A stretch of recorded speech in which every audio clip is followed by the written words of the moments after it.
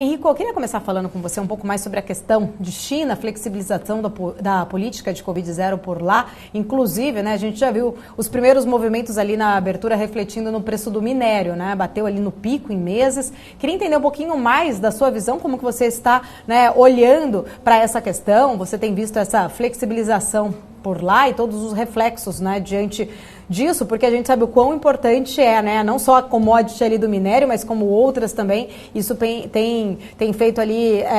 preço também muito para a questão do setor imobiliário, de construção. Queria entender um pouquinho mais a sua visão.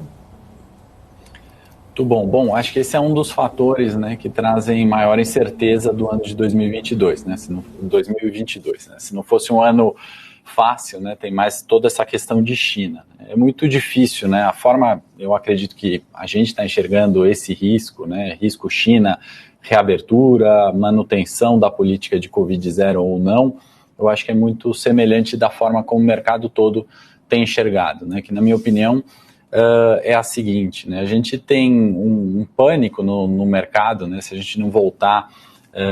mais do que 20 dias, né, talvez finalzinho de novembro, lá pelo dia 26, 28, a preocupação, né, e o discurso nos mercados era justamente com o aumento de casos de Covid, né. A gente tinha, só para ter ideia ali em grandes números, né, uma certa estabilização de 0 a 2 mil casos, né, considerando as principais cidades na China,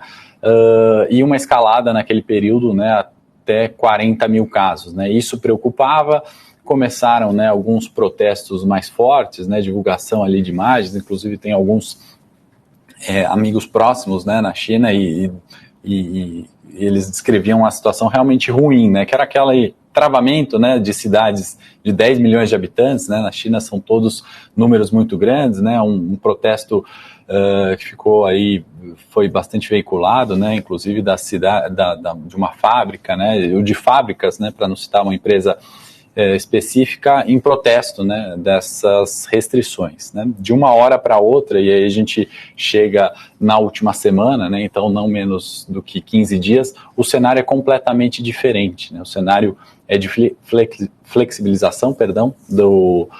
de todas as restrições impostas e, como você bem disse,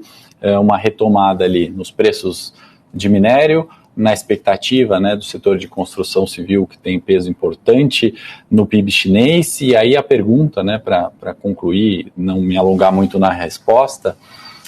que fica de fato, é uma flexibilização duradoura, né, a euforia que acompanha a recuperação de alguns índices na China, né, dos mercados, das ações relacionadas especialmente ao setor de turismo e lazer, né, a gente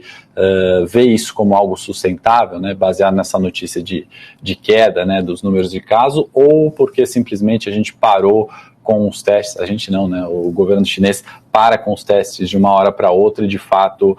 houve uma redução, né, dos casos. Então eu acho que tem um jogo político ali, né, de um governo chinês que não está olhando esse curtíssimo prazo dos 15 dias, né, mas está olhando ali oportunidades em janelas maiores para retomada de fato ali do seu crescimento, como a gente viu a China, enfim, 2002 a 2008, né, sendo uma locomotiva do mundo. Então, é um pouco dessa forma que eu vejo, grande volatilidade ali,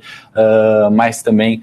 muita cautela, tanto nos 15 dias atrás, com cenários restritivos e aquela política, né, de Covid-0, que é muito difícil você manter, né, em 2022, não é 2020, com 40 mil casos, né, nas principais cidades ali, e não o cenário de 2020. Então, ao meu ver, é muito difícil a manutenção dessa restrição. Me parece que essa flexibilização agora é sim duradoura e podemos aí observar rally nos preços, né, nos índices chineses, bem como você já comentou no minério de ferro.